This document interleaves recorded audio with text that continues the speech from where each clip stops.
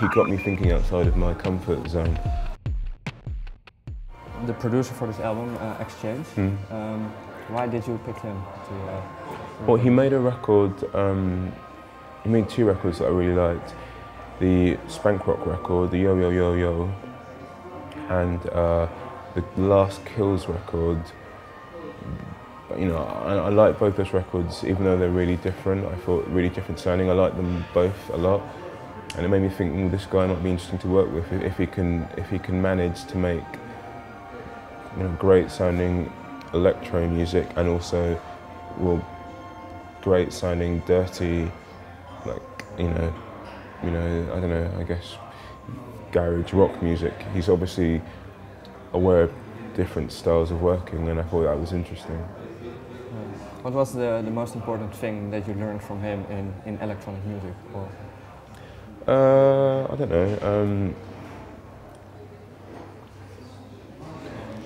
It's the most important thing I learned from Alex about electronic music.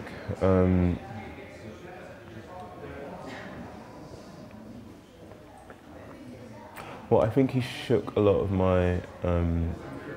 I think he just shook up a lot of my songwriteriness. You know, my entry into music my entry into making music is as a guitar player. So you can't help but be shaped by how you can't help but write songs in a style that maybe fits a guitar composition, when that isn't necessarily the best way. You know, that isn't necessarily the best way to make kind of electronic music. He really, you know, he got me thinking outside of my comfort zone. Yeah, because in this record we can still hear guitar parts. How did those parts evolve, or were they just how they are right from the start? Or was it that whole fine-tuning process because of Exchange? No, they didn't really. How did the guitar parts evolve? There's only like two songs that have guitar on them, and one of them was exactly the same. It didn't really change, and the other one, the other one was completely different.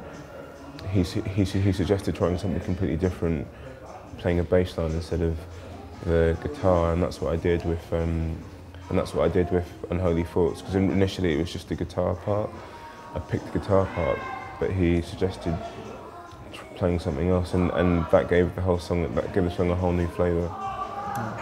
Okay. How was the first meeting with Exchange? Can you remember that? Was there already a good vibe, or did you had to get used to each other? Or? Well, it was interesting, the first meeting, because he came to London to work on some of the tracks that I'd sent him, and I was a bit like scared, because you never know with someone new. You never know with some. Wow, what's happening there?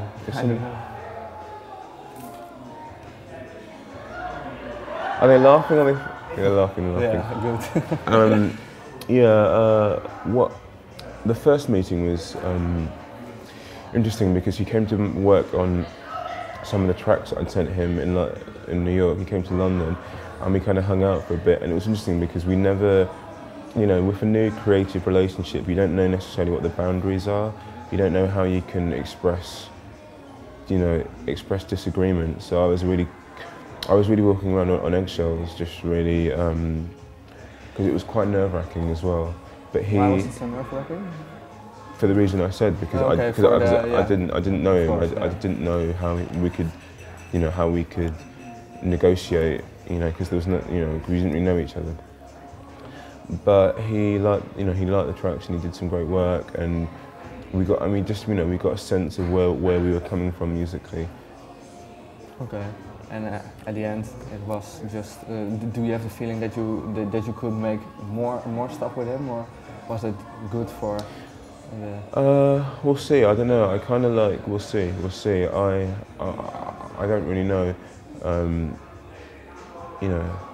I think we could. Part of me thinks it'd be nice to just keep trying new people, because that's what was the fascinating thing about working with him, was that, you know, I was going to try a bunch of other producers. I tried a whole bunch of producers, and it didn't really work out, but I worked with Alex.